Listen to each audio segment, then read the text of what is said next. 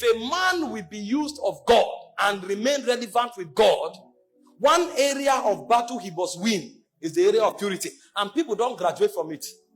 It is a kind of warfare called the battle of attrition. The way the devil fights it is not just to fall you. It's to weary you until you give up. Because it's not just about falling. You can fall and rise 7 times. So long as you still believe you can be pure, the devil knows he has not won the battle. So it's not that you fornicated or you didn't fornicate. The idea is actually not to fornicate. But most importantly is to come to the point where you tell yourself, I can live holy, I can live pure in a perverse generation. Because what the devil wants to achieve, and the reason why you fall every 3 months, is to get you to the point where you give up and say, Omo, this thing no dey possible. And then you even start suspecting that there is nobody who is truly pure, that everybody is just acting. The devil brings you to that defeatist mentality where you think and assume that it's impossible to live pure. And because of that, you now create a new doctrine. God accepts you as you are. God will accept you as you are, but God will not work with you as you are. You'll see new doctrines that righteousness is a nature, it's not an act. Because they have fought this battle, they feel is impossible. And so they weaponize it and makes it a doctrine. And that doctrine enslaves many. There are many churches today where immorality is normal. In fact, there is a system of managing it. If you come, you can point at many who are living in it. Pastor is managing it. In fact, there are many quarters today where cohabiting is natural. They feel it's a normal thing. It's a normal thing to just, a boy can just move into the house with a lady, or a lady move in with a boy, and they are living like husbands and wife, and it means nothing to them. It's normal. When you are going to minister, nobody is holy.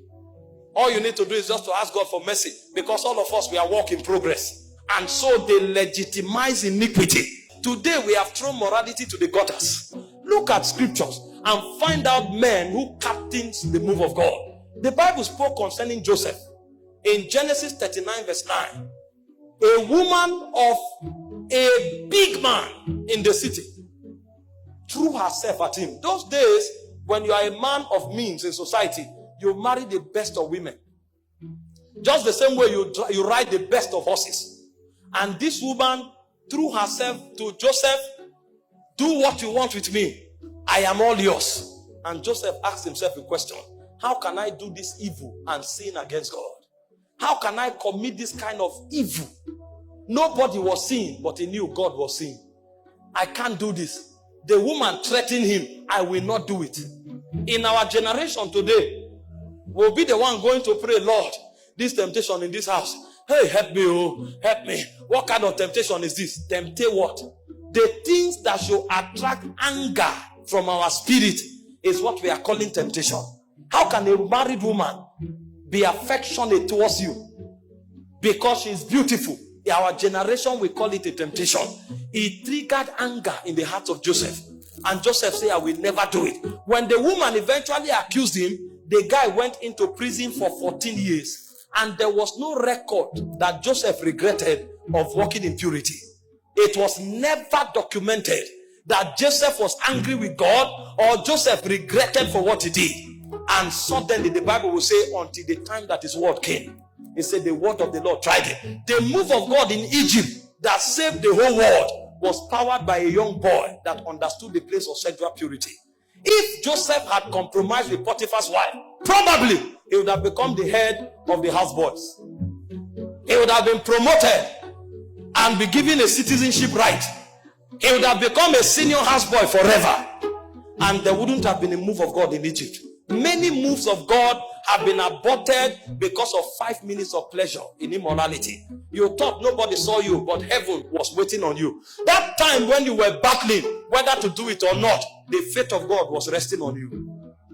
The fate of a generation was resting on you. Imagine what would have happened to the world.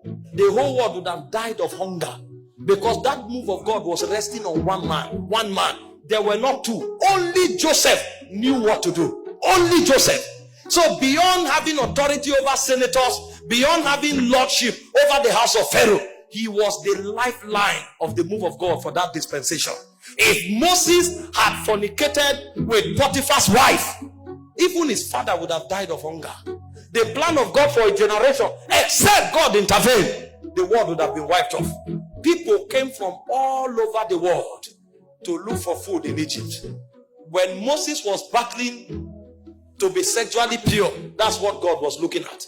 So heaven was praying for Joseph, because they knew if he fell, the world would have died. Men would have gone into hunger and the earth would have been wiped off.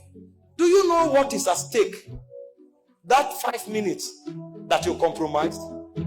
Do you know what is at stake? Why do you think every demon will leave here to make sure you fornicate for just 5 minutes? Because they are seeing what you are not seeing. When Joseph was rejecting Potiphar's wife, the devil was seeing the savior of the world. But even Joseph did not see it. May God not disqualify you. Imagine if Joseph fornicated and God said, because you have done this, I will raise another deliverer. What would have been the value of Joseph's life? He would have been a slave forever. But when Joseph made that decision, he saved the world. Daniel chapter 1 verse 8, we saw another testimony of a man who carried the move of God in a corrupt nation like Babylon. They brought things that appetized. And the Bible said Daniel and his friends proposed in their hearts that they will not defile themselves with the portion of the king's meat, because these things are offered to idols.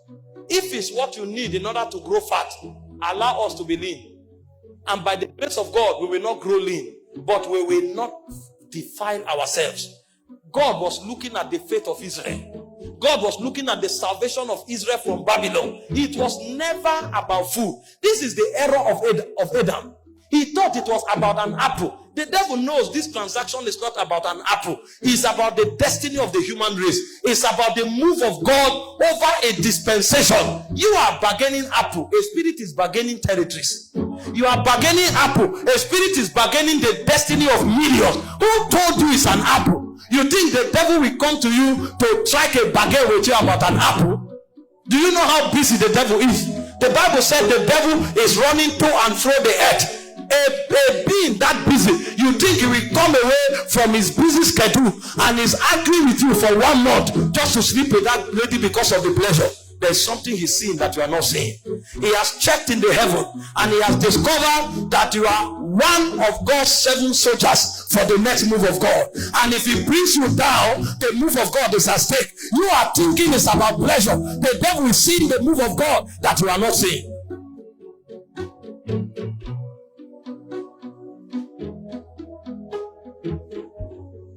May God open our eyes to see what we represent in the move of God. Some of you who are sitting here now, you don't even have food to eat. But in the next 5 years, you are the one to supply food to Christians in Gombe. And you didn't know it's part of your agenda. Because when the move of God starts, there will be a need for somebody to man the gate of supplies. And you are the one heaven has chosen. And the devil have seen that if you are not there, many will die of starvation. And he has come 7 years before and projected an agent before you. The boy comes with a well-carved BS. He has spent 2 years in the gym, built his chest, and is coming to you in the evening with singlet and well-carved BS. And you are going to your room, you carry his picture, you are smiling, he sends you a message, you are beautiful. If you want to know, go to the mirror too will tell you the same thing.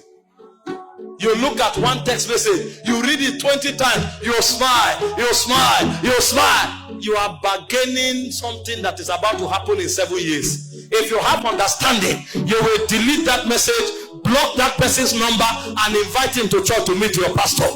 If you have not yet been converted, I have no interaction with you. For what has light got to do with darkness? What has light got to do with darkness? I have no business with you except as you are converted. Because I know my purity is not just because I love to be pure. It's because the move of God depends on it.